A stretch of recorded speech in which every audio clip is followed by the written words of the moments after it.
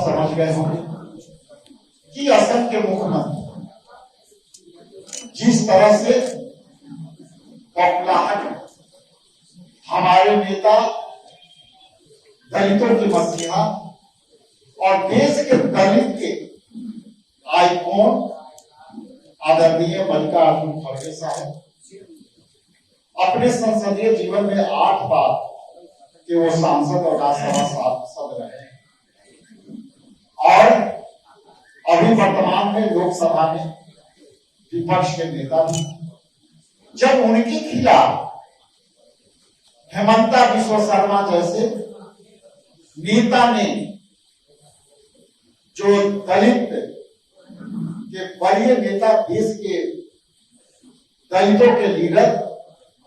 को अपमान किया, हर टिप्पणियां से अपमान किया, तो मैं उसकी घोर निंदा करता हूं। लेकिन 2 शब्द आगे आपके बीच बढ़ाना चाहता हूं। आप देखे होंगे कि सदियों से जिस तरह से दलितों के प्रति अपमान होता आया है और वो अपमान बाबा साहेब भीमराव अम्बेडकर ने जब इस संविधान में अधिकार दिया और उस अधिकार को छीनने के लिए आरएसएस जैसे लोग, मोहन भागवत जैसे लोग और प्रधानमंत्री जैसे लोग भी कभी कभी ये कह देते हैं कि दलितों के अधिकारों की पुनर्निरीक्षण होनी चाहिए और उसी का परिणाम है कि हेमंता बिश्व शर्मा जैसे बिगड़ेले लोग इस तरह के टिप्पणियां दलितों के प्रति करते हैं। कई सवाल आपके आते हैं और यह सवाल गंभीर है कि जब मोहन भागवत जैसे लोग कहते हैं कि दलितों की आरक्षण पर जो है पुनरीक्षण होनी चाहिए, इस पर पुनर्विचार होनी चाहिए, और उसके बाद खड़गे साहब पर हमला होता है तो 2-3 चीजें याद आती हैं। जब प्रधानमंत्री अभद्र टिप्पणियां करते हैं लोगों के प्रति,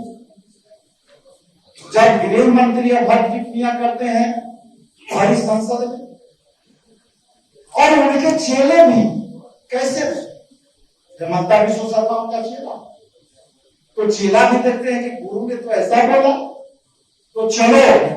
दलित ही सही 8 बार के सांसद और विधायक रहे और देश के राष्ट्रीय पार्टी के लीडर है, तो थोड़ा हम भी अपना चेलागिरी दिखा देते हैं। और उसी के संदर्भ में हमारे नेता आदरणीय मल्लिकार्जुन खड़गे साहब ने जिस तरह से अभद्र टिप्पणियां की, मैं पूरे बिहार और पूरे देश के दलित नेताओं के सामने हेमंता बिश्व शर्मा ने चुनौती रख दी और ये चुनौती, अपमान की चुनौती हम लोग स्वीकार करते हैं। मैं भी दलित परिवार से आता हूं और उनकी चुनौती को मैं सामने से चुनौती देता हूं कि आप दलित को अपमान करके दलित आपको नहीं छोड़ेगा। दूसरी बात,